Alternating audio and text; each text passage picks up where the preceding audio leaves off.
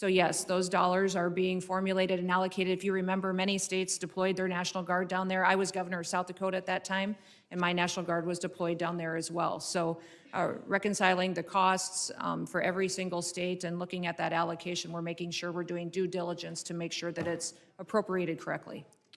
And just to be clear, I want to make sure that that money does come in the form of the reimbursement to Texas. That's what we're working with the White House on doing, sir. Okay. Yeah.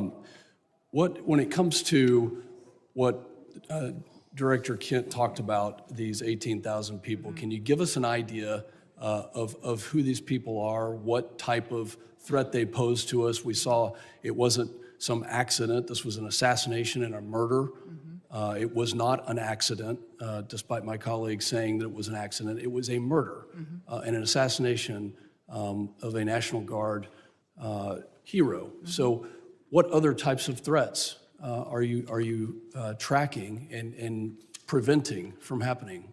Yeah, I would say, sir, that we face the terrorists that we've faced for years in ISIS, Al-Qaeda, Hamas, individuals that are here that are radicalized, but also we face the cartels as they've infiltrated our country under the last administration, their proliferation of human trafficking, drugs, and violence, going after Tren de Aragua as well, MS-13.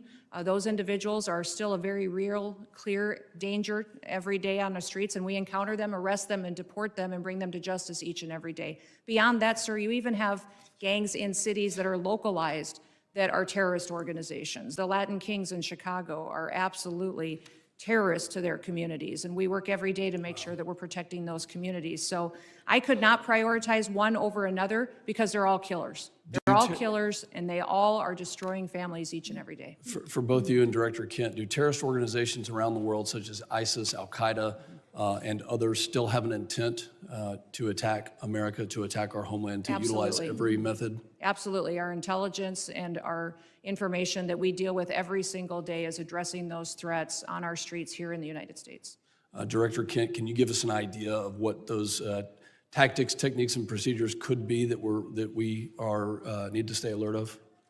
Honestly, the attacks of October 7th, the decentralized and just barbaric nature of that is the new terrorist playbook. They're not looking necessarily for a spectacular attack like we had on 9/11, but targets of opportunity like we tragically saw with the terrorist attack in Washington, D.C., these smaller cells or even individual operatives taking action. That's what has us very concerned, combined with just the sheer volume. My time has expired. Secretary, thank you for your commitment to reimburse Texas. I yield back.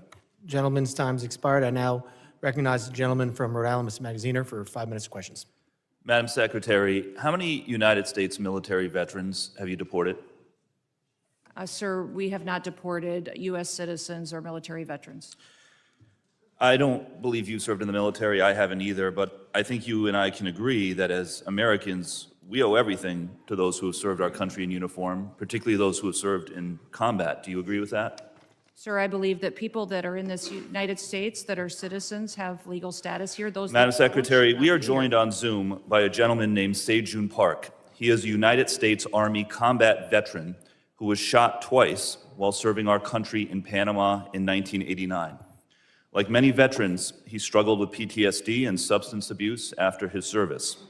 He was arrested in the 1990s for some minor drug offenses, nothing serious. He never hurt anyone besides himself, and he's been clean and sober for 14 years.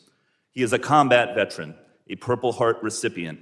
He has sacrificed more for this country than most people ever have. Earlier this year, you deported him to Korea, a country he hasn't lived in since he was 7 years old. Will you join me in thanking Mr. Park for his service to our country? Sir, I'm grateful for every single person that has served our country and follows our laws. Can you please tell Those Mr. that our Park laws why are you important, deported him? Every one of them needs to be enforced. But you understand that many veterans struggle with PTSD, many veterans struggle with substance abuse challenges. This man took 2 bullets for our country. Will you have broad authority, by the way, as Secretary, to issue humanitarian parole, to do deferred action. Will you commit to at least looking at Mr. Park's case to see if you can help him find a pathway back to this country that he sacrificed so much for? I will absolutely look at his case, but I want you Thank to you. remember that Madam our Secretary, the programs man need to have behind you, integrity as please well. stand up, sir. His name is Jim Brown from Troy, Missouri. He is a Navy combat veteran who served our country in the Gulf War. He's married to a woman named Donna, who came to our country legally from Ireland when she was 11 years old. She has lived here for 48 years. Because of you, Jim's wife Donna has been in prison for the last 4 months. She did not come here illegally, and she has never committed any crime other than writing 2 bad checks totaling $80 10 years ago. She is currently in prison and facing deportation. Ms. Noem, will you thank Mr. Brown for his service to our country? Thank you, Mr. Brown, for your service to our country. Now, what possible explanation can there be for locking up his wife for 4 months when she has committed no crime other than writing a couple of bad checks for $80? Sir, it is not my prerogative, my latitude, or my job to pick and choose which laws in this country get You enforced. have and broad which ones discretion don't. as the secretary. We need to follow You can issue the law parole, you and can do all enforce kinds the of things, laws. but you're choosing not to. Will you commit, again, to just reviewing Donna's case and reuniting this combat veteran with his beloved wife, who also loves this country? I will review the case. Now, Madam Secretary, you've already heard the story of Lance Corporal Alejandro Barranco, the United States Marine veteran who is behind you, who also has 2 brothers who are United States Marines. Will you thank Lance Corporal Barranco for his service? Thank you for your service. His father, Narcisco Barranco, is a landscaper in California who has lived peacefully in our country for 30 years and has no criminal record. Last spring, while he was mowing the lawn at an IHOP, ICE agents tackled him in the street and imprisoned him for weeks. A peaceful, hard-working man who raised 3 sons to be United States Marines. We need men of that character in this country. Again, as Secretary, you have broad discretion. Will you consider Lance Corporal Barranco's father for parole in place to stay in our country, owing to the fact that he has contributed to our country by raising 3 United States Marines? This is an opportunity to remind everybody that every person that's in this country illegally has an opportunity to voluntarily go home and come back the right way. He Follow raised our 3 laws, United States and we will Marines. facilitate that. He has been living here peacefully, doing his job for 30 years. You have discretion. You are choosing not to use it. Madam Secretary, you promised America that you would go after the worst of the worst. But these people are not the worst of the worst. A Purple Heart recipient, a military spouse, the father of 3 Marines. And it's not just veterans and military families. You are locking up and deporting children with cancer, mothers with babies in the NICU, United States citizens. There are many problems with your leadership, but the biggest problem is this. You don't seem to know how to tell the difference between the good guys and the bad guys. Go after the bad guys. Go after the terrorists. Do not go after veterans, Marines, children, Gentleman's United time's States expired. citizens. I yield back. Time's expired. I now recognize the gentlelady from Georgia, Ms. Green, for 5 minutes of questions. Thank you. The previously Democrat-controlled administration allowed over 13 million border crossers from over 170 countries and territories to break our laws, invade our country, rape our women and children, and murder our own people. They set all-time records for the highest number of illegal aliens ever encountered in a single day at 14,500, in a single month at 370,000, and in a single year at 3 million, not including the known gotaways. Thanks to Secretary Noem and the hard work of Tom Homan and all the brave men and women at DHS, our new Republican-controlled admin has produced the safest and most secure border our country has ever seen. Thank you very much for that. For the 7th consecutive month, U.S. Border Patrol released 0 illegal aliens into the United States. Daily average apprehensions at the southern border are 95% lower than the daily average under the last administration. 10 months under Trump has seen less apprehensions than 1 month under Biden. Since January 21 through the end of November, there have been 117,105 total enforcement encounters along the southwest border, which is nearly 40% less than the monthly average during the Biden administration. Meanwhile, there has been an 8,000 increase in death threats against ICE law enforcement. Secretary Noem, back in July, the department put out a press release titled "Worst of the Worst." Criminal proceedings begin in a case of transgender illegal alien accused of rape, child rape, not just rape, child rape of a 14-year-old boy in a sanctuary New York City bathroom. I wanted to highlight this case because it encapsulates so many different violent policies of Democrats. This is an increase in trans violence with their embrace of gender ideology, an egregious catch and release policy implemented under the last 4 years, and sanctuary cities that harbor criminal, illegal alien monsters that have raped and murdered many Americans.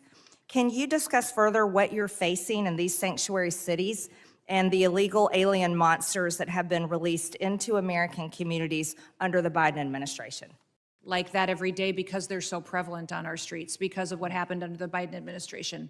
Every day we're able to go out and encounter and bring to justice individuals who are raping our children, murdering our mothers, our grandmothers, our families are devastated by them. And I'm shocked at the Democrats' constant defense of these individual criminals over the American citizen that is out there just trying to live their lives, put food on the table, and live the American dream. And what we do at the Department of Homeland Security by making sure that we're out enforcing the law every day is making sure that those families get a chance to do that. So I'm so grateful for them. The 8,000% increase in death threats is real. These ICE agents and CBP officers that are out on our streets doing God's work live in these communities. They live there. These are their families and their neighbors that they're protecting, and they get up every day and do that job because they believe in their mission. They take an oath, and they are honorable men and women who are serving with greatness during a challenging time when activists and radicals attack them and put their lives in danger. I think it's shameful to see the defense of individuals who break our laws. We are a nation of laws. If we are not a nation of laws, we're no nation at all.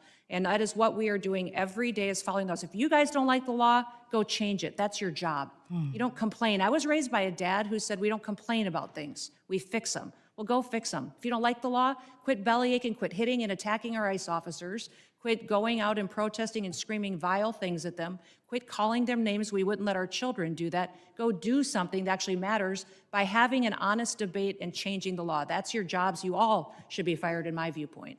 I agree. Thank you so much for that, Secretary Noem. Back in 2021, I was one of only 16 members who voted against the Allies Act of 2021, which increased the number of special immigrant visas for Afghan nationals and loosened vetting requirements for eligibility. This brought in over 76,000 Afghans. Director Kent, what actions are being taken to identify and remove any of the 100,000 Afghan nationals admitted under the Biden admin who may have ties to terrorism, like the one who shot 2 National Guard members, tragically killing Sarah Beckstrom here in Washington, D.C.? I'm sorry, gentlelady's time has expired, but Can he just answer no, we're quickly? keeping everything quick to the 5 minutes. I'm sorry, but gentleman from New York is now recognized, Mr. Goldman, for 5 minutes. Secretary Noem, let's talk about the law. Do you agree that asylum is a lawful pathway to immigrate to this country? Yes or no? There's an asylum program, yes, in place. All right. So It wasn't immigrants used under then the with Biden ongoing asylum applications are legally in this country, correct? Excuse me, I'm sorry. Your question was? Immigrants with ongoing asylum applications are legally in this country. There are individuals in this country that have applications that And they are legally here because it's a lawful pathway, right? it's a lawful pathway. Okay, so And I if will- your department then deports anyone with an ongoing asylum application, you are violating the law, correct?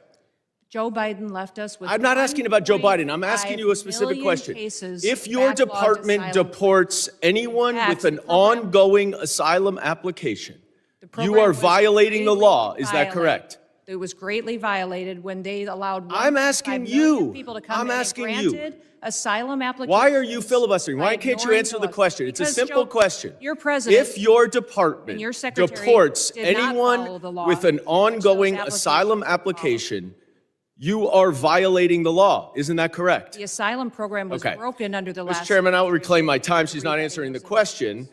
But the obvious answer is that, yes, if you follow a lawful pathway, asylum is a lawful pathway. If you have an open asylum case, you are here lawfully. But the problem that we are seeing around the country is that you are not following the law. Don't tell us to change the law. If you don't like the asylum system, you change the asylum law. Bring it to us. We'll work with you. I think it needs to be changed. But you can't just decide that you're not going to follow the law, and asylum is a law, and deport people who have ongoing applications. Unfortunately, that is exactly what's happening. It's happening across the street from my office right in New York City. Numerous, thousands of people who have come to court appearances, have left them with open asylum applications, have been arrested. And then they've been shipped off and many deported. In September, one applicant was ripped away from his wife and small children after such a court appearance. And then this happened to his wife. Please play the video. No, it's not. It's not this one. All right, it's not this video. Here it is.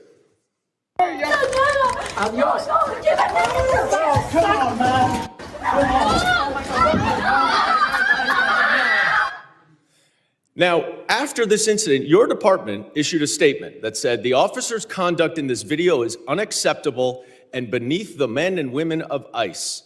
Our ICE law enforcement are held to the highest professional standards, and this officer is being relieved of current duties as we conduct a full investigation. 3 days later, you reinstated that officer and you put him back on duty. I sent you a letter and asked you what investigation was done and why was he reinstated. You did not answer that letter. So I'm going to give you an opportunity right here to explain to me that if that officer's conduct was, quote, beneath the men and women of ICE, unquote, why did you reinstate him? Sir, that investigation was completed. I can give you that investigation and the information that you would like. This is. Well, I wrote you 2 months ago. Why haven't you given it to me yet? I'm actually surprised that you haven't gotten it. I'm going to ask my staff about that. Well, you shouldn't be surprised because generally to speaking, you hundreds do and not hundreds, if respond not to thousands us. of your letters. Now, the other problem that we are Mayorkas, when he had seeing this all job, over didn't the respond to country letters for years. is that your officers are wearing masks, are dressed in plain clothes, often going around without identification. All of our officers are And identified. I'm not asking a question. I introduced the No Secret Police Act to stop this. And we now have 113 co-sponsors so that they will not be masked and that they will identify themselves. Now, you say all of them are identifying themselves.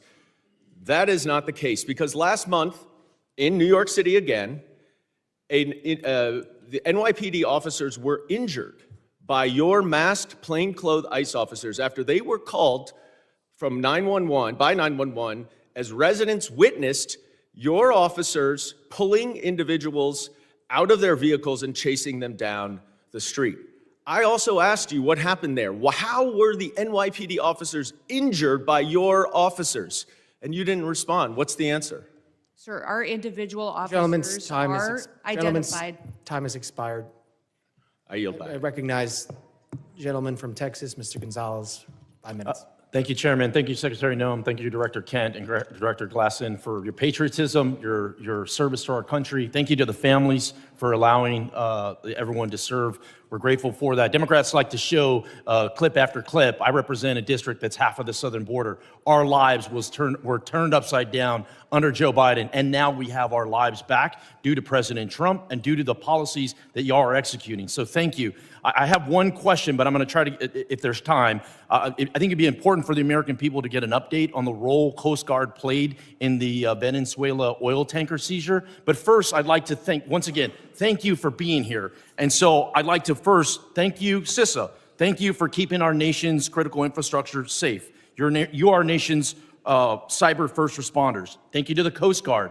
During our Texas floods, you showed up, Coast Guard showed up, you saved lives. Thank you to the Coast Guard for all the work that they've done in Jayada South. They've been the tip of the spear in the Southcom AOR for a long time. Their work often goes unnoticed. Thank you, HSI, for leading these anti-gang task force. They work. They're going out there. You're apprehending murderers. You're apprehending sexual offenders. You're doing it in a local, state, federal way. They're working. Thank you for that. Thank you, ICE. Thank you for keeping us safe by deporting all these people. I really appreciate the innovative idea of DHS owning its own airplanes. It's ridiculous that we had to essentially contract out in order to have these repatriation flights. That is a game changer. Thank you for that. Thank you, ERO, for adding bed space. This is exactly how we continue to deport the millions of convicted criminal aliens that are in this country. Thank you, NCTC,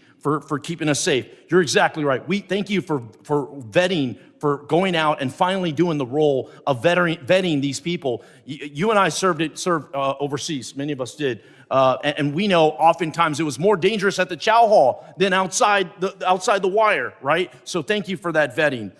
Thank you, Border Patrol, for ending catch and release. Thank you, TSA, for keeping us safe during all our travel, and then also looking into any future vulnerabilities. Thank you, Secret Service. Thank you for not only keeping our leaders safe, but a lot of people don't realize Secret Service is key to school safety. I think that's just so important. That brings us all together. I wanted to say I want to use the bulk of my time to just thank you, because we don't do that enough here. It's always finger pointing. It's always somebody else's fault.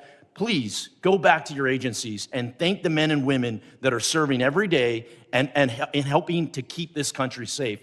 With that, I'd like to give you a little time to talk about the Venezuelan situation and what the Coast Guard is doing. The operation that was conducted yesterday morning was a Coast Guard-led operation. It was in partnership with the Department of War and the Department of Justice, the FBI as well, and it was a successful operation directed by the President to ensure that we're pushing back on a regime that is systematically covering and flooding our country with deadly drugs and killing our next generation of Americans. Just the drugs that the Coast Guard has been able to interdict on the waters since that President Trump has been in office has been enough lethal doses of cocaine to kill 177 million Americans. That's 2/3 of our country that has been saved by blowing up, by going after and bringing to justice these individuals that are out at sea and those individuals that are funding it with a shadow fleet of sanctioned oil that should never be sold to benefit their profits and their pockets to kill Americans. Thank you for that update. For many of us that served in uniform, oftentimes it was overseas. It was in the Middle East, or it was in Asia, or it was in Europe. And I think those AORs are very important. But for too long, president after president after president, our backyard has been left wide open, and we're completely shocked why all these terrorists are in our country and all these people are unvetted. All this chaos is happening when in our own backyard was unsafe. So thank you again for one. I know you traveled, you met with heads of state, El Salvador, Mexico, a couple that come to mind. But I just want to thank you and for making our backyard a priority and ultimately to keep Americans safe. Texans are more safe today than we were a year ago. And a lot of that is due to President Trump and due to the leadership that I'm seeing right here of executing those policies. Thank you, thank you, thank you. With that, Chairman, I yield back. Gentleman yields back. I now recognize the gentlelady from Illinois, Ms. Ramirez, for 5 minutes of questions. Thank you, Chairman. American citizens have been arrested or detained. We focus on those that are here illegally. Secretary Noem, you lie and you lied to the American people. I will be including into the record an article by ProPublica from October 16, 2025, entitled, "We found that more than 170 U.S. citizens have been held by immigration agents. They've been kicked." There's nothing smiling about U.S. citizens. I'm sorry, ProPublica is that's such a very tabloid. inappropriate. Let me continue. They've been kicked, dragged, and detained for days. The next one. The Trump administration has specifically targeted the worst of the worst. The individuals that we are going after are those that are violent criminals, those that are breaking our laws. Secretary Noem, again, you lied to the American people. I will be including into the record an article by the NBC News from December 7, 2025, entitled, "ICE has arrested nearly 75,000 people with no criminal records, data shows."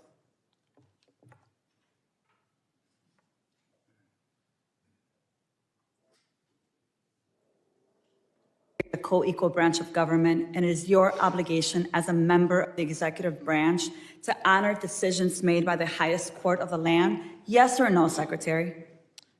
We are Yes. abiding by all federal judge orders, absolutely. The Justice Department said that when the administration was ordered back in March to stop sending detained migrants to a mega prison in El Salvador, you personally made the final call to continue the flights anyway. Is that correct? And the decisions that are made on deportations, where flights go and when they go, are my decision at the Department of Homeland Security. And we'll continue to do the right thing, continue to work and protect Americans, no matter what radical judge comes out and tries to stop us. We'll do.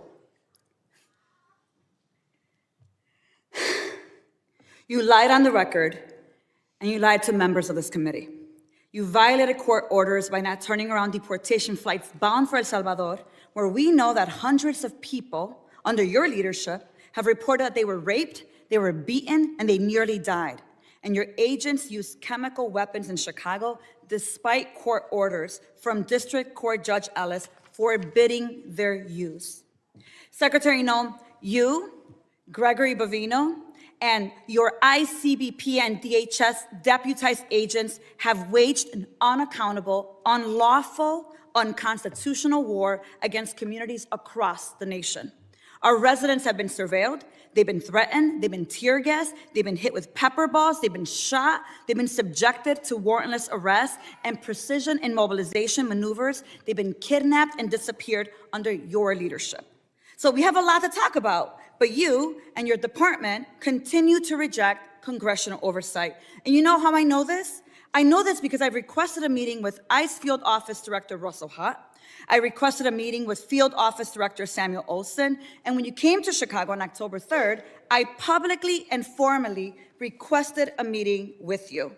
So I'm going to be including a letter I sent on October 3rd requesting a meeting with Secretary Noem. So, Secretary Noem, I want to ask you again, will you commit to meet with me, yes or no?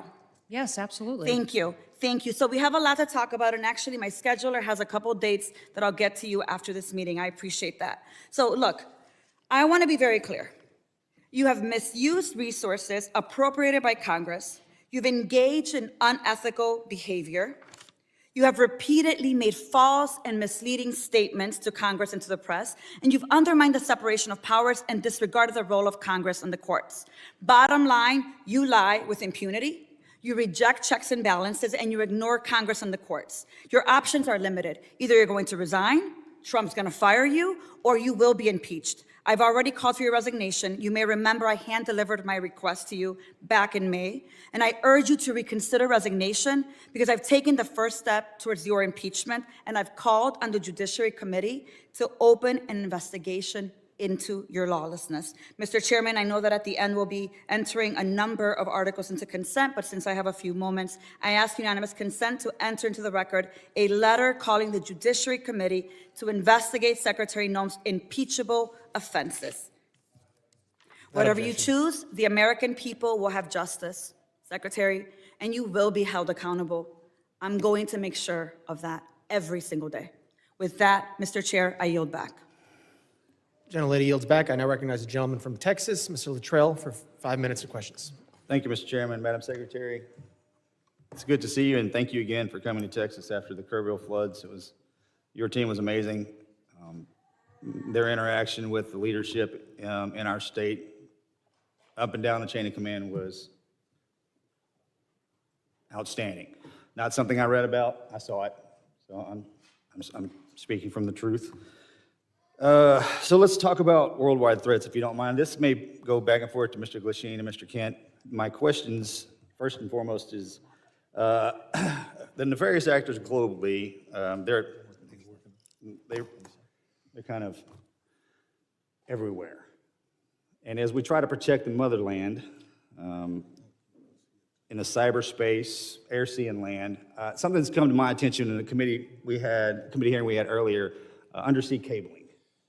And I don't know if you're a subject matter expert on this. I really wasn't until this hearing. But a large amount of our information flows under the water, something that most people aren't aware of, but I can assure you that the bad actors globally probably are. Now, it's multi-jurisdictional from what I understand. It's the Department of Justice, it's Department of War, and then it's Department of Homeland Security. And they kind of juggle these, kind of juggle the effort. Can you give me some insight on the protection mechanism that Homeland Security has for our undersea cabling? And do you, I consider this a very viable threat to, specifically for information flow, since considering everything that goes back and forth across the water. Can you give me a kind of a high-level briefing considering the atmosphere of what we're looking at? Yes, I can, and I'll try to leave some time for the other individuals too, but the Department of Homeland Security has 23 different components. Several of them have some responsibility for surveillance and monitoring of those cables and the information that flows through them. So CISA is our cybersecurity agency, which looks for bad actors, hunts down those bad actors, and then hardens our systems. So where we see a weakness or a vulnerability, they help us do that with the interactions we have with private companies, their communications, or other countries. But then we also have our Coast Guard out on the waters each and every day, which help us with surveillance activities to see if there's nefarious actors that would be out there jeopardizing those systems. We have INA, which is our intelligence and analysis. They are the ones that are helping us with our covert operations. They're the ones who are coordinating with our intelligence agencies on what we see as hacking attempts or enemies that would try to endanger those cables or cut them, damage them so that they couldn't be utilized to keep our critical infrastructure going. FEMA is the agency that's responsible for, on our worst day, if we needed something or someone to run the government, if there was an attack in this country, FEMA is the agency that would do that and maintains the resources to making sure that we have an operating government in an emergency disaster situation. I know there's redundancy on the cabling system, and there's over, from what I understand, there's over 1 million miles of cable underwater. I want to make sure that we have enough protection in place so the ripple effect is not catastrophic to the country. Mr. Kent, you got something to add there? I was going to shift over to Mr. Glasheen. In terms of undersea cabling, no, I do not. Okay. Mr. Glasheen, I have a question for you. So as far as trafficking, human trafficking, drug trafficking, this always hurts me to say this, but Houston, Texas is in my district, and it is the worst city in the country for sex trafficking in the country. I just cannot believe that. What is the FBI doing amongst other agencies? You just happen to be sitting here in front of me. And Madam Secretary, you can probably jump in on this too. Enough's enough. I understand the complexities of the World Wide Web and how these bastards are doing this, and we can't seem to grab a hold of them. What's the answer? Our HSI investigators specialize in child trafficking and human trafficking. They get up every single day and hunt down those individuals that victimize our children and partner with nonprofits and other agencies with the FBI to do that. Yes, it's shocking to me that Houston is one of the hotbeds as well. We need to take a better look at this because we're losing. I mean, we're losing so bad, I don't even know how to define it. And this has been happening. I said this exact same thing to Mr. Mayorkas, and if I was here before that, I'd say the same thing again. It's just, we have not figured it out. Mr. Glasheen, you got anything for that? Yeah, I would tell you, it's been a priority with this director. And, you know, so far this year, compared to last year, we have 300 plus human traffickers arrested, up 15%. I'm sorry, sir. Mr. Chairman, I yield that. I appreciate that, and I'll catch you after class. if one of the following witnesses wants to give him some time to answer that very important question, they can do that. Gentleman yields back. I now recognize the gentleman from New York, Mr. Kennedy, for 5 minutes. Thank you, Mr. Chairman. Secretary Noem, with about a year as DHS Secretary under your belt, there's no shortage of criticisms for me to choose from today. You've deported American citizens, bringing a level of inhumanity to this nation's immigration laws that I haven't seen in my lifetime. You've terrorized communities, including my own in Buffalo, New York, vowing to go after the worst of the worst, but instead detaining women, children, and hardworking individuals in pursuit of the American dream. You've botched a response to one of the most devastating floods we've seen, an extreme weather event along the Guadalupe River that took more than 130 innocent lives, including more than 35 children. Central Texas waited days for your agency to respond because of the reckless policies you've implemented. Your FEMA lead was missing in action, completely unreachable, as were FEMA's call lines, with 84% of calls unanswered on July 7th. 3 days after the floods. FEMA personnel, despite your slashing of their ranks, who were ready and willing to help, waited days to spring into action because of your policies. Disasters do not wait for bureaucracy. Your abysmal performance goes beyond your woeful disaster response. You've also taken a sledgehammer to FEMA's recovery, preparedness, and mitigation missions. You canceled more than $4 billion in building resilient infrastructure and communities funds, a program that helps communities reduce their risk of natural disasters. You withheld millions in FEMA funds for emergency alerting infrastructure found to be in violation of the Impound Control Act. You, perhaps most critical to my state of New York, canceled more than 90% of New York State's Homeland Security Program funding, including $134 million in urban area security initiative funds for New York City's greater metropolitan areas. You have mismanaged these grants to the point where cities and states, including New York, are suing you to recover counterterrorism funding that's lawfully theirs and that Congress intended for them to receive. It's a tragedy that we're here today discussing these cuts to counterterrorism and security grant funds for a city that was the main site of the September 11th attacks, the entire reason your department was established in the first place. As the ranking member of the Subcommittee on Emergency Management, it's my responsibility to show the American public how you've systemically upended FEMA and emergency preparedness as we know it. So I have a couple of questions. Simple yes or no answer will suffice. Would you agree with the national security officials' assessment that the United States has been operating in a heightened threat environment for several years now? Yes. Yes or no? Would you say New York City is susceptible to these kinds of security threats? Yes, and that's why they should spend. So with New York the City $440 being the million number they one had in terrorist reserves target in the that nation, the federal government gave them with to New use York to City secure being their the number city, one, I which reclaim they my did time, not with New York spend. City being the They number did not one spend the security hundreds of threat in millions this of dollars nation, they had it's to secure their unconscionable city that you would and to cut release criminals on the street each and every day. $134 million in urban area security initiative funding for the city of New York. What compelled you to knowingly make our cities less safe with these funding cuts? What compels you, your mayor, and your governor to release thousands of criminals on the streets rather than to turn them over to ICE? You'd rather release Secretary Noem, a murderer out onto Secretary your Noem, street, you cut a rapist on your $134 street, million and honor our detainers. in You should funds honor our to detainers support the against violent security criminals of to get New them out York of New York City City. and the state of New York, the number one threat in this nation. In your own words, your cuts are blatantly political, callous, and outright dangerous. It's clear you have no interest in countering real threats in the homeland. While high-risk cities and disaster zones wait for help, you've devoted the past 11 months of violent raids, anti-police policies, and nonstop photo ops. You've brought shame to a department that was created after 9/11 in a time of unity to protect our people. Your failure to lead is a direct threat to the homeland security in our nation, and you should resign immediately. I yield back.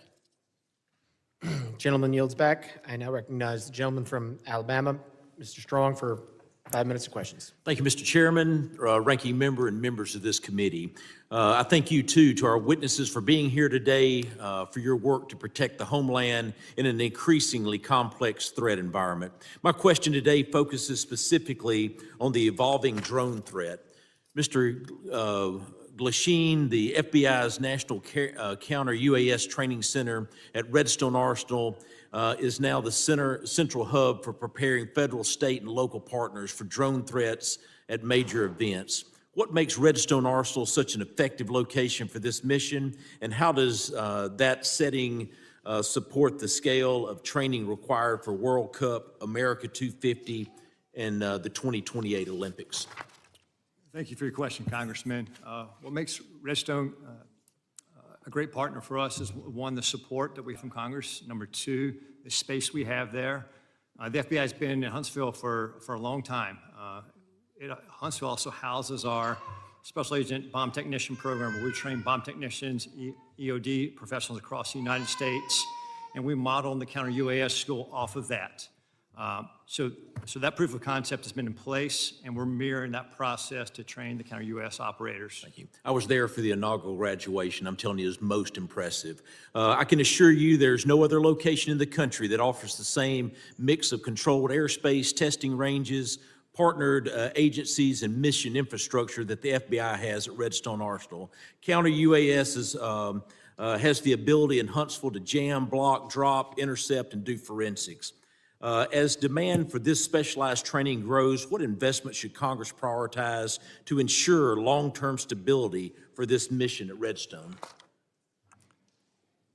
I'd say yesterday, or the legislation in front of, I think, the Senate right now for the NDA, for the authorities, that'd be the first step to give us the ability to lawfully use the counter-UAS authorities.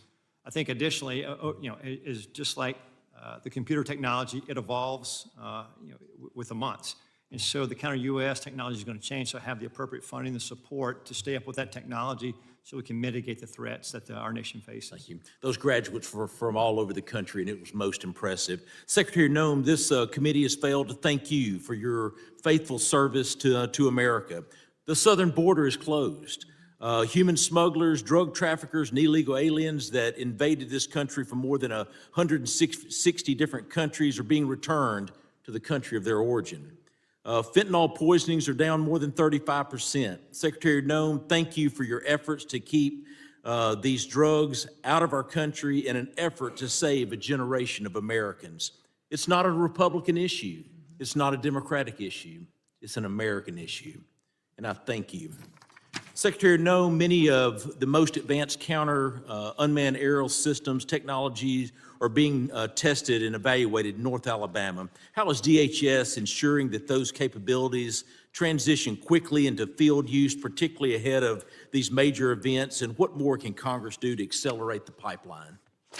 No, we appreciate the authorities that are necessary for us to operate, and standing up a drone program and counter drone program is one of the top 3 priorities of the department this next year to meet the threats that we face every day. Every day, our Secret Service, our Coast Guard, our Border Patrol are seeing drones used against them.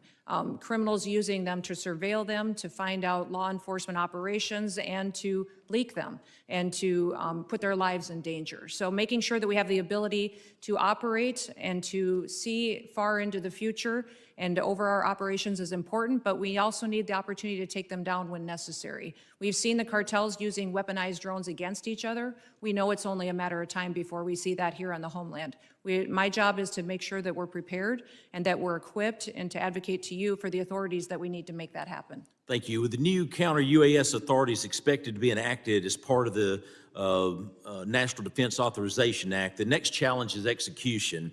What concrete steps is DHS planning to take in the coming months to ensure that these new authorities are fully operational before the FIFA World Cup, the Olympics, and America 250? And I even want to take it even further. You start looking at college football, we've got to take it even further rather than they're all large gathering events. I actually had the Secretary of Security of the Southeastern Conference before Mr. Kennedy and my committee, and it was unbelievable. On any given weekend, 8 to 10 football stadiums with greater than 90,000 people there. We must defend the home front. And I'm sorry that my time has expired, but I thank you for being before this committee today. Gentleman yields. I now recognize the gentlelady from New Jersey, Ms. McIver, for 5 minutes of questions. Thank you, Mr. Chairman and Ranking Member, for holding this hearing today. The greatest threat to the homeland right now is a Department of Homeland Security that the American people no longer trust, a department actively undermined by its own secretary. This is on you, Secretary Noem. Today's hearing is supposed to be about worldwide threats, but Madam Secretary, under your watch, the threat is coming from inside the building.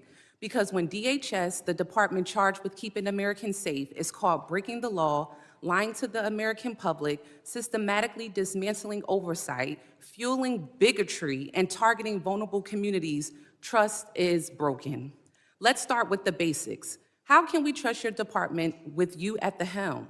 The American people deserve an answer, even if you've spent the past year dodging accountability like it's your full-time job. We need to talk about oversight. Oversight is not optional. It is not a courtesy because you feel like it. It is not something you entertain only when it's politically convenient to you. Yet, time and time again, Secretary Noem, you have treated congressional oversight as an inconvenience at best, and at worst, something to be invaded, ignored, or denied altogether. Republicans on this committee may be willing to hand over their constitutional duty in order to kiss this administration's butt cheeks, but I am not. I will never. My district is not, and the American people sure aren't. While Republicans turned this hearing into a praise fest for your failed tenure, communities across America, including mine in New Jersey, are made less safe because DHS under your leadership has become unproductive and malicious. All of the thank you, thank you, thank you, thank you, thank you, thank you that we keep hearing from across the aisle, there's no thank you from me. And we see the truth that you're trying to hide. The truth is you are deeply unqualified for the post you hold. This is on full display in the way you treat the people in this body, myself included, who have been elected to serve our communities and keep them safe. Representative Grajava, Senator Padilla, myself and others whose character, integrity, and bodies were attacked by your department without evidence and without apology. Far beyond being disrespectful, you have shown a complete disregard for the oversight authority granted to us by law. You have repeatedly shown that you will target whoever you want, whenever you want, without accountability. Members of Congress, members of our communities, and even American citizens, as many of my colleagues have continued to point out today. Secretary Noem, that's not leadership. That's not democracy. And that is not how this works. Again, this is not just about you.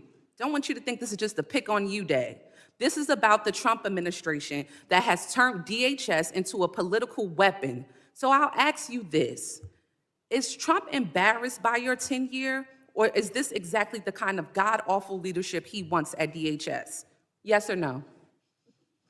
Ma'am, we've already conducted more oversight visits. No, it's a yes or no. Yes or no. Okay, Secretary Noem, this is my time to talk, not your time to talk. I reclaim my time. I reclaim my time. I reclaim my time. Chair, I reclaim my time. Secretary Noem, DHS is breaking the law, hiding information from Congress, and shutting out oversight. So let me ask you, how can the American people trust your department with you at the helm with this kind of behavior? The American people absolutely trust this department to keep them safe. And we are showing that every day by the support we get across the country, the amount of people that we're recruiting to all of our different agencies. Thank you, Secretary Noem. Do you agree that using DHS resources to target members of Congress is an abuse of power? Excuse me, would you say that You again? would have heard me if you stopped talking and listened to my questions. Do you agree that using DHS resources to target members of Congress is an abuse of power? We are not doing that. We are out there enforcing the law, doing our work, and we are allowing oversight. Of course, we're not going to get any answers. With that, Mr. Chairman, I yield back. Gentlelady yields back. I now recognize the gentleman from Oklahoma, Mr. McKean, for 5 minutes of questions. It's no wonder that chaos has become the commonplace when rudeness is so on display. Like it's both sides. We've created a lack of civility in this country, but we're perpetuating in this society what your administration is trying to correct, and that is returning back to the rule of law. What separates us from falling into chaos as a nation where poverty envelops us is when we return to order and a display of respect towards law enforcement, a display of respect to officials. Look, this custom, and you've been a member of Congress, of where we talk over people and we don't give secretaries a chance to respond, the height of self-importance that too many people try to employ in this building, not remembering we're all here as public servants to serve the people. We lift our hearts up far beyond our fellow countrymen. I'll tell you who says thank you. It's those whose families that were the victim of assaults and rapes and murders under the auto pen period the last 4 years. They say thank you. Those who see the madness of lawlessness, a lack of respect to law enforcement, the heightened element of law enforcement sitting in their vehicles and being targeted, say thank you. Those families of law enforcement whose addresses are being put out in public so they can intimidate not only the law enforcement officials, but their families to try to put them into a place of fear, say thank you for common sense returning back into this country. If we do not have a respect of authority, a respect of law enforcement, thank you for allowing arrests to happen when someone spits at law enforcement. Thank you. FEMA, you were assaulted a minute ago verbally over what you're doing with FEMA. I will tell you, as somebody that comes from a state that has more tornadoes, Oklahoma, than probably any other state, thank you for looking at how we can save money through efficiencies. Our state would love the opportunity of what this administration is talking about, of returning power and decision-making back to states. As I've said to you before, of a person who sat on a bulldozer watching the madness of trying to comply with EPA regs that have built their way into FEMA and people's homes destroyed, and as a state lawmaker pushing timber around on a dozer trying to comply and get taking the time off from time of exercise as a lawmaker trying to help people, and I saw the craziness of federal regulations. Thank you for looking and not taking your foot off the gas of trying to put more money back into national security from the waste that has happened through endless regs. All right, now I'm going to get to a question, Could Secretary. I say something about FEMA? Absolutely you can. Thank you. The only grants that weren't funded, the individual ones that you were talking about, mitigation ahead, were ones that were weaponized to fund the Green New Deal and for climate change. And those were redirected to true mitigation efforts.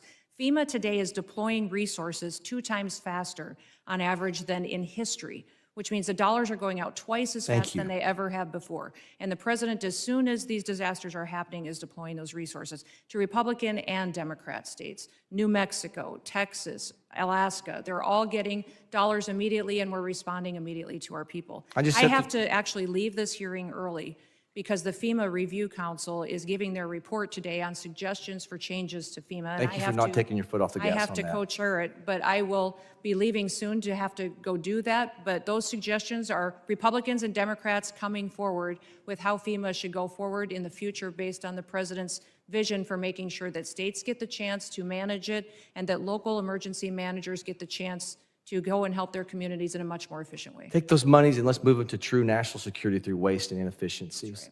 Where we've deployed money for snow movement. We have deployed money previously to move snow that melts.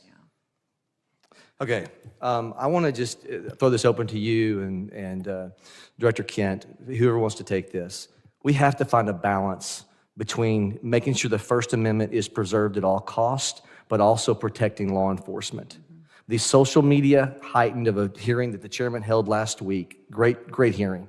How do we preserve, what ideas can we continue with to where the online enticement threats causing people to want to embolden themselves to then go act upon those threats that we see on social media. They say the magic words. They know it's not going to get them because they don't do a direct threat, but it's an indirect threat. It's always trying to accomplish the same purpose. How do we preserve the First Amendment? This is a lawmaking exercise and why we hold these hearings, not for show.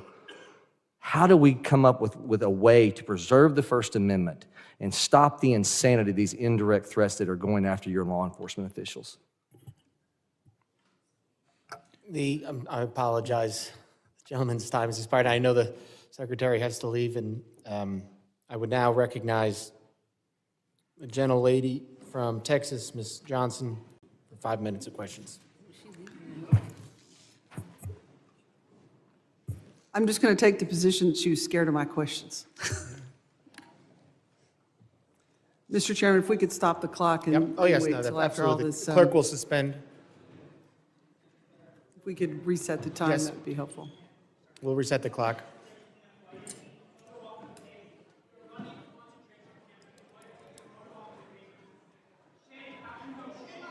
Gentlelady, prepared?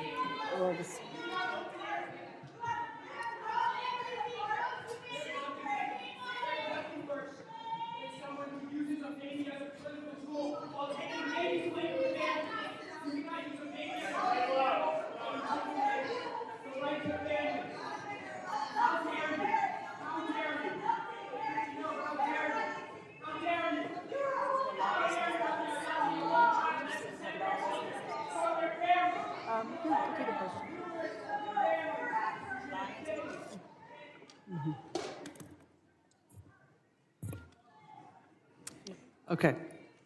Thank you. Gentlelady is recognized. Yeah, thank you, Mr. Chairman. I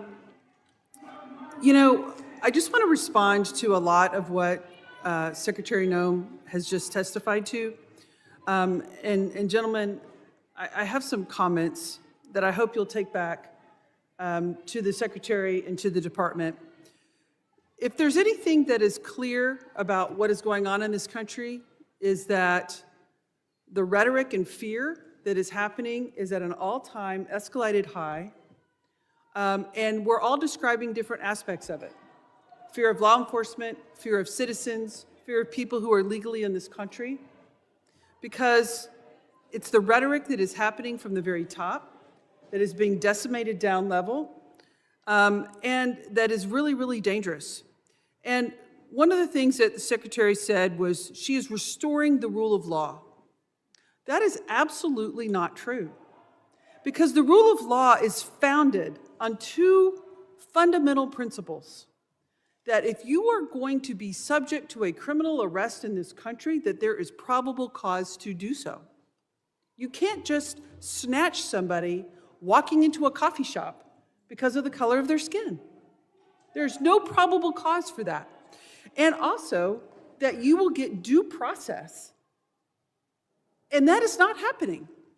And so what you're seeing is an overwhelming frustration of the American people in this country, that the lack of respect and regard for the rule of law by this administration, and in particular by this secretary, is at a level that we have never seen and violates all of the constitutional norms and all of the principles of legal fairness in this country.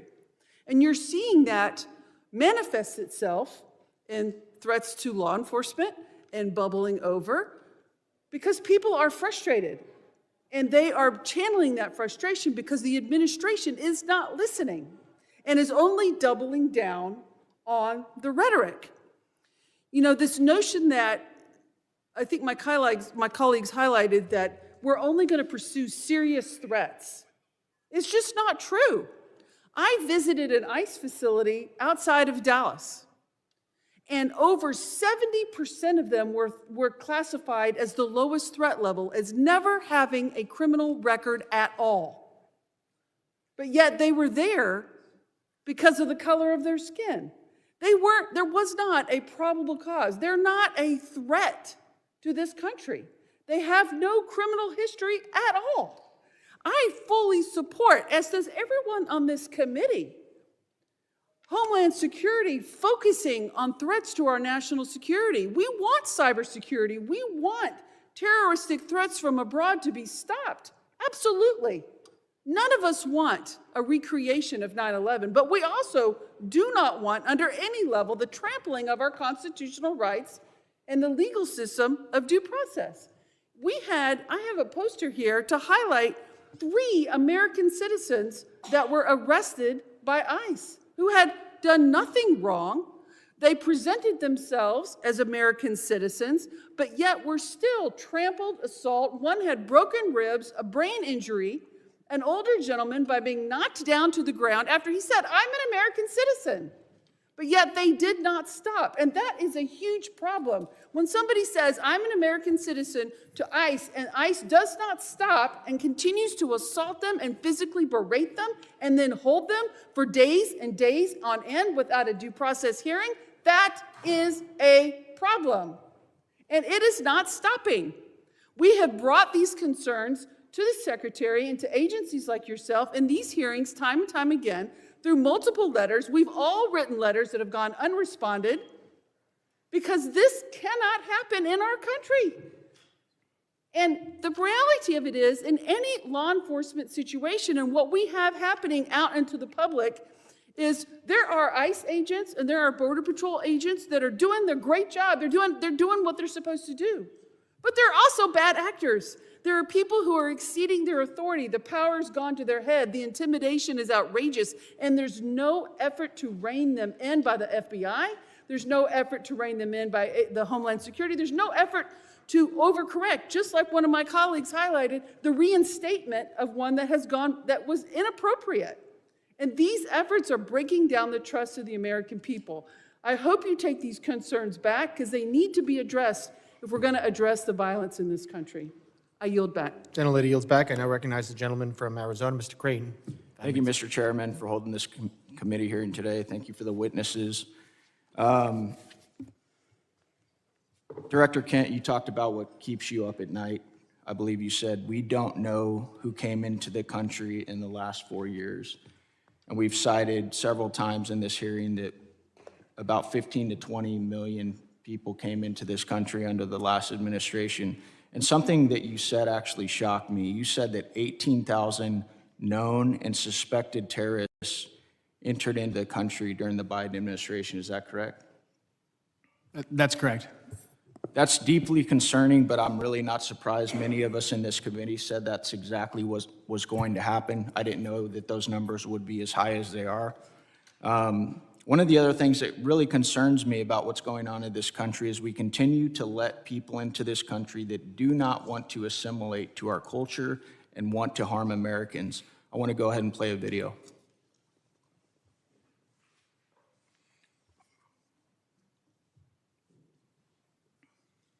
Law should be above the U.S. Constitution. Yes. Yes. Should Sharia law be over the U.S. Constitution?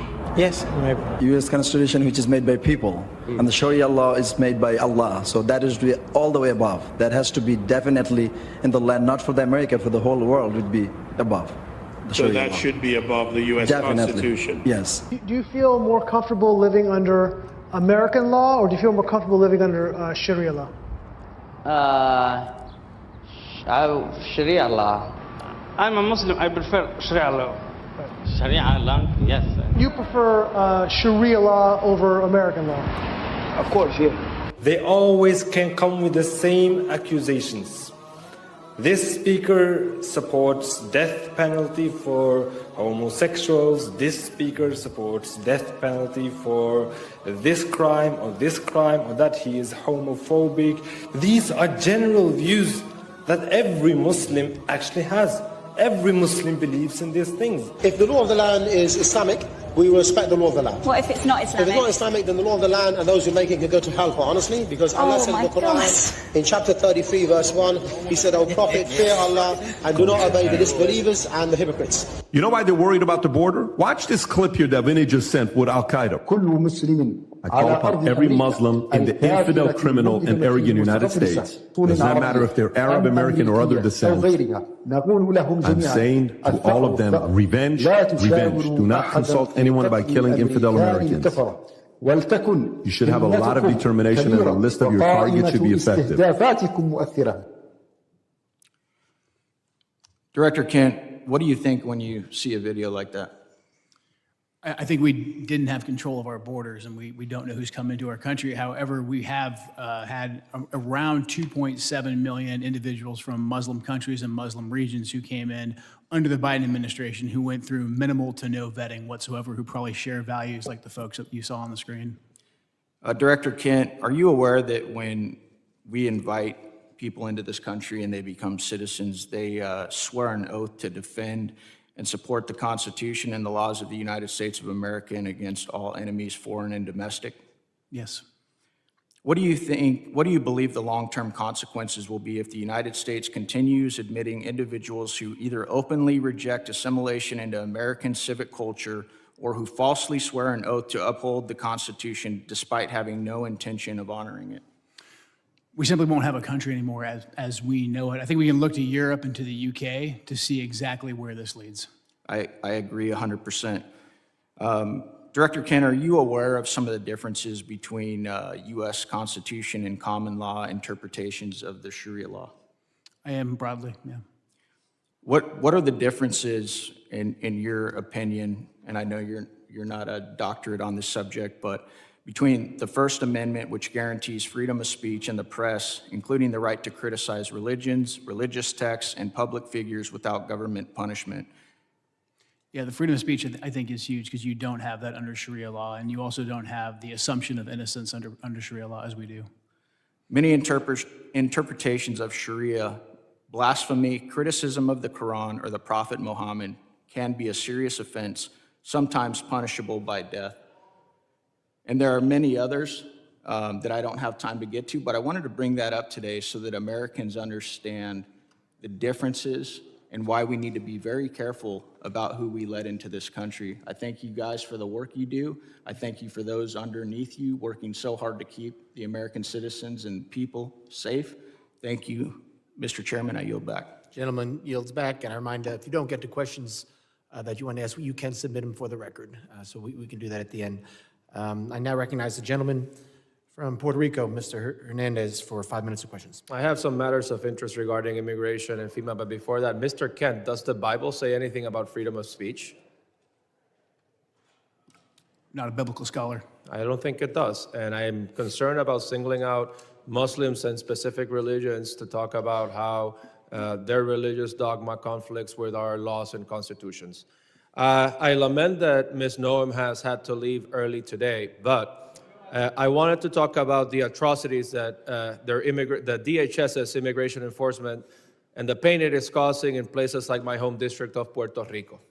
Just a few weeks ago, we witnessed ICE shove a pregnant woman. I cannot imagine, as an expecting father myself, the anxiety that that family must have gone through when they took that person to the hospital and treated her for her injuries.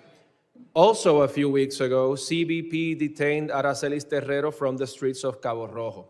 They put her on a plane, they sent her to Texas. She was in a detention facility. She was removed from the detainee location service, and she was not allowed to contact her attorney. Ms. Terrero was a domestic violence victim who was in Puerto Rico with a legal work permit. And I wanted to ask Ms. Noem if DHS policies allow CBP agents to detain persons who are legally in the United States. I wanted to ask Ms. Noem the legal authority behind the detention of Aracelis Terrero. I wanted to ask Ms. Noem why she was removed from the detainee location system. I wanted to ask Ms. Noem why Aracelis Terrero was not allowed to contact her attorney. Unfortunately, I predict that she would not have given us adequate answers based on the answers that she has provided to my colleagues here today. Now, I also wanted to raise a concern with Ms. Noem regarding TSA agents. In Puerto Rico, I witnessed how many TSA agents worked arduously without pay during the government shutdown, and how her announcement that they would get $10,000 as a bonus for working without pay during the pandemic actually created the opposite effect of boosting morale, because it was so selective that it excluded, apparently, most workers. And finally, I wanted to raise the concerns of red and blue mayors from Puerto Rico. I emphasize red and blue mayors, Republican and Democratic mayors, regarding her recent secret policy regarding transactions or grants for FEMA money that exceed $100,000. So to their surprise, they found out that grants and funding assignments exceeding $100,000 would now need to be approved by Secretary Noem. But there was no transparency regarding that rule. And we have no information regarding the application and the enforcement of that rule. And I sent her a letter with 15 other members asking those questions, and I got a letter in response that has no answers to these questions. And I wanted to urge her to reconsider this policy that is delaying aid and reconstruction funds for the people of Puerto Rico, which are still suffering 9 years after Hurricane Maria, and that this is affecting Republicans and Democrats, that reconstruction should not have a party ID, and that instead of fighting the bureaucracy, this has made the bureaucracy worse. But unfortunately, Secretary Noem left early, and we are left expecting these answers. Thank you, and with that, I yield back. The gentleman yields back. I now recognize the gentleman from Tennessee, Mr. Ogles, for 5 minutes of questions. Thank you, Mr. Chairman, and thank you to the witnesses. Let's be clear. The United States of America is safer today because of President Trump. The United States of America is the dominant predator across all landscapes because of President Trump. We have restored our status as the global leader because of President Trump. Hard stop. Now, when we look at the topic of the hearings, the objectives, there were 6 bullet points. I'm going to hit the highlights, examine the full scope of evolving threats facing the United States of America, particularly on readiness at the federal, local, and state level. Highlight the significant, number 2, the significant national security gains achieved by President Donald Trump. 3, review the Trump administration's efforts to reverse the damage caused by the Biden border crisis. 4, analyze the scale and scope of cyber threats, which is my area as the chairman of the cyber subcommittee. 5, discuss the evolving terrorism landscape, including FTOs, HVEs, and DVEs. And 6, evaluate emerging unconventional threats. Unfortunately, my colleagues must not have read the memo, because that's not what they've talked about. They want to talk about ICE and immigration. So let's talk about that. You know, in 1965, we passed the Hart-Celler Act. Since that time, we've seen chain migration on a scale that, quite frankly, I'm not sure even the progressive liberal authors of that bill could have possibly imagined. In that amount of time, we've seen 60 million migrants come into this country, most of which, 90%, from third world countries. There are roughly 300,000 Afghans in America, 200,000 of which came under Biden. Approximately 45% of Afghans are on U.S. food stamps. Afghans under the Biden administration have an unemployment rate double that of Americans. 68% of Afghans are on Medicaid. Let's go overseas. And so if that sounds like political rhetoric, let's look at the facts. Paris, 48% of crimes committed by foreigners, most of which were Muslim. Overall crime has surged since the Islamic migrant influx. That is from the French Interior Ministry. London, 40% of sex crimes are committed by foreigners, most of which are Muslims. That's the Metropolitan Police Department. Rome, 83% of 2024 street robberies by non-EU citizens, almost all of which were Muslim. Sexual assault, 69% Muslim, Italian police reports. Minneapolis, here in the homeland. Violent crime in Cedar Riverside, a Somali hub, rose 56%, 2010 to 2018. Dearborn, Michigan, crime 105% above the national average. Hamtramck, outside of Detroit, 92% of assaults by Muslim immigrants.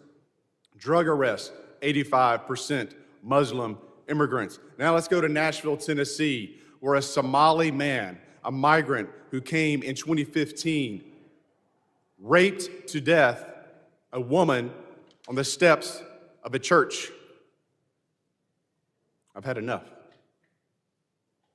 I've said it once, and I'll say it again. Deport them all. This is our country.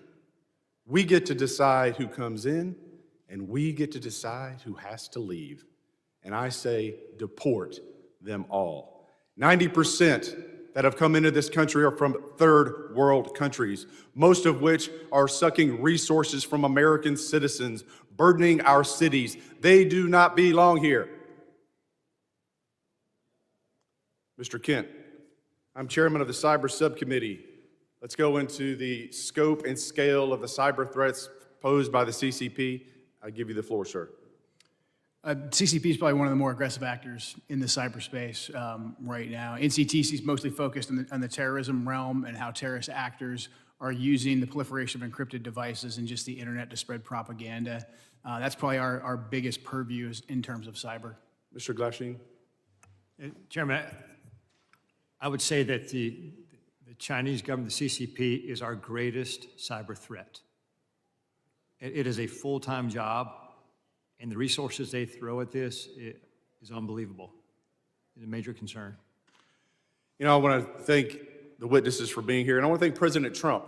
You know, as I sit in the SCIF and I'm reading the briefings from the CIA and the FBI on the daily attacks to our country and to our infrastructure, I appreciate the president, and I appreciate you gentlemen and your service to this country in keeping Americans safe. They have no idea what you do every single day. God bless you, and God bless America. Mr. Chairman, I yield back. Gentleman yields back. I now recognize the gentlelady from New Jersey, Ms. Poe, for 5 minutes of questions. Thank you, Mr. Chairman, and to our ranking member. Yes, indeed, we've spoken a great deal and learned many things here today, some of which are still going unanswered, many questions that all of us still have.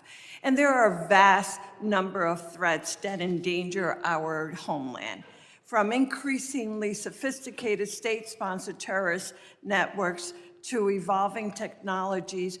Our law enforcement agencies are engaging criminals on multiple fronts and facing significant demands every single day. Next year, there will be an increasingly heightened threat environment in my district in northern New Jersey as we host the World Cup. Federal counterterrorism grant funding is absolutely critical in keeping our communities safe against the evolving threat environment. This is why I have been so deeply disturbed by the decision of Secretary Noem to freeze, delay, and cut billions of dollars in federal counterterrorism grant funds. In February, her department was billions of dollars in counterterrorism grants that had already been awarded to states and cities. This decision left state and local public safety organizations unable to access critical funding. DHS then ignored legal deadlines for releasing this year's installment of the $1.5 billion for these counterterrorism programs. And when DHS finally released this funding, she abruptly and illegally slashed funding to states with Democratic governors like New Jersey. States and localities have sued in federal court for funding owed by the federal government that was appropriated for them by Congress. In October, I sent a letter to Secretary Noem, and if she was here, I would be saying this directly to her, signed by all of my Democratic colleagues in New Jersey's delegation, demanding that she stop playing politics with federal counterterrorism funding and immediately restore New Jersey's allocation. Specifically, I'm referring to the 50% cut to New Jersey's allocation of the Homeland Security Grant Program, which includes the Urban Area Security Initiative and the State Homeland Security Program. This is the single largest preparation grant program in the Federal Emergency Management Agency. New Jersey has relied on these federal grants to respond and prepared against terrorist attack. When she published the notice of funding opportunities for the Homeland Security Grant Program, she stated that her intent to allocate this funding was going to be based on statutory risk assessment and an analysis of relative risk to terrorism faced by the 100 most populous areas in the country. Under this process, New Jersey was preliminarily allocated around $19 million, but DHS final award notification, our state received just $9 million. The final award notification failed to explain why such drastic cuts were made. Instead, she simply stated that it was done, quote, per DHS directive. To this day, we have still not received, I have not received a response to my letter. And I absolutely cannot understand and am so incredibly disappointed by the fact that this administration continues to try and attempt to walk all over this body. Congress is Article 1 branch, and we demand that we receive the respect that is due and that she respond to the questions, and that is her responsibility and her job. Mr. Chairman, I yield back. Thank you. Gentlelady yields back. I now recognize the gentlelady from South Carolina, Ms. Biggs, for 5 minutes of questions. Thank you, Mr. Chairman, and thank you to the witnesses for being here today. I know you have a really difficult job. I want to take a moment just to highlight the fantastic work of the Homeland Security Advisory Council. I think when I say this, I speak on behalf of our entire South Carolina delegation when I say that I'm pleased to see South Carolina's own Governor Henry McMaster appointed to chair the HSAC. Since its inception in 2002, the Council's mission has been to offer the department real-time advice across the whole spectrum of security issues, and I think this is especially critical for a state like mine in South Carolina, where we face everything from severe weather events such as Hurricane Helene to major port security and cyber security concerns. But I'll move on, and I would like to direct this statement to Director Kent. China is and has been for quite some time the primary great power competitor to the U.S. I think some of my colleagues have already established that today. And I think we've identified the pacing challenge for our national security strategies. Chinese companies have made land acquisitions near sensitive military sites in the U.S., and Chinese researchers have engaged in espionage and intellectual property theft. Chinese national encounters at our northern and southern borders surged in fiscal year 24, and China remains the primary supplier of precursor chemicals contributing to American overdose deaths. So my question, Director, is to what extent do you see a nexus between China's destabilizing activities and the terror threat landscape in the United States? Thank you for the question, and that's a very important topic, especially in terms of fentanyl and the precursors the Chinese Communist Party provides. Working directly with the cartels, we have agents of the Chinese Communist Party, some directly affiliated and some indirectly affiliated, that are working with the cartels to continue to change essentially the recipe of the fentanyl, because as we designate these different precursors and they kind of fall off the market or become more regulated, these advanced chemists will then come into play, and they're the ones that provide the new ingredients, the new ways to manufacture fentanyl that kills American citizens. So this is something that we are looking at, in particular the relationship between these Chinese actors and the Mexican drug cartels. Well, thank you so much. And sir, if you have any additional information, I'd be happy to hear. Yes, ma'am. Thanks for the opportunity. I think to your question is, if our country's destabilized, it creates a lot of vulnerabilities for us. And whether it be the fentanyl is what you're talking about here, it could definitely affect our national security. Regarding the fentanyl, one thing Director Patel recently did is we've recognized the challenge that fentanyl faces in the United States.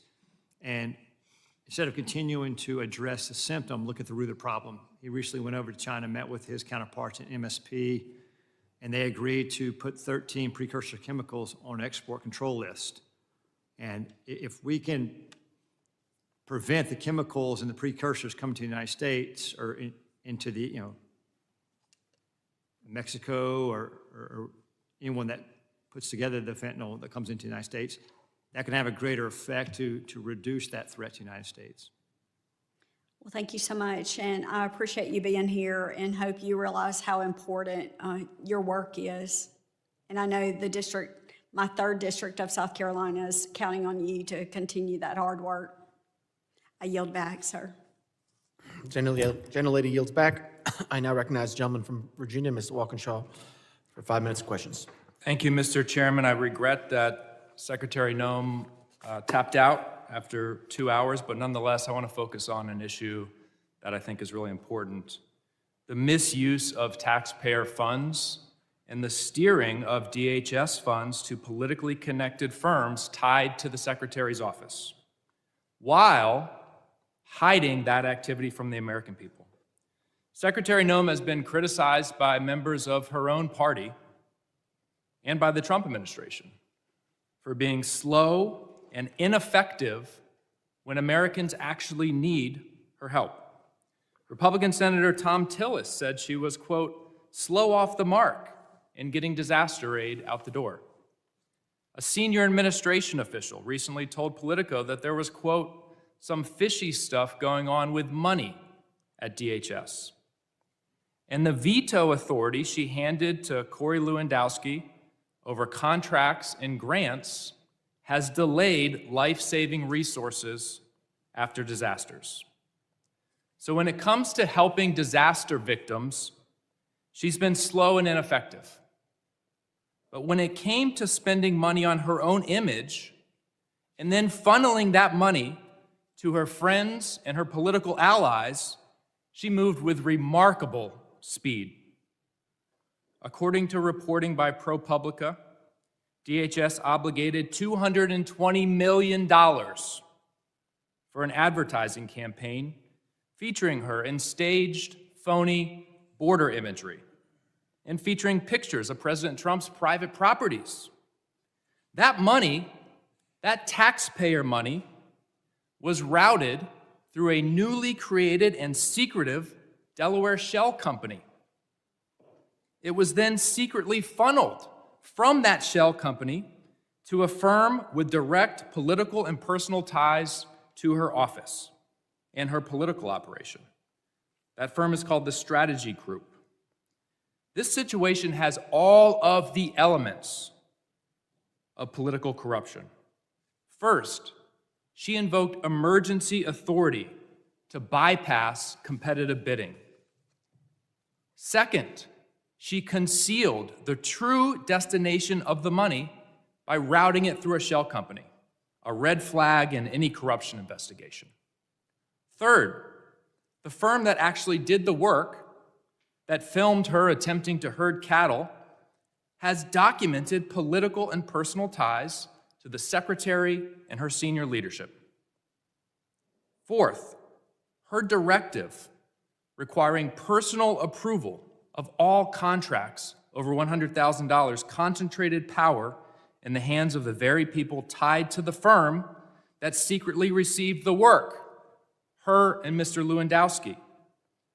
At the exact time this contract was executed, DHS was diverting investigators and resources away from child exploitation, away from child trafficking, away from illegal gun smuggling, yet somehow she found nearly $250 million to promote herself, and the money flowed to her political allies.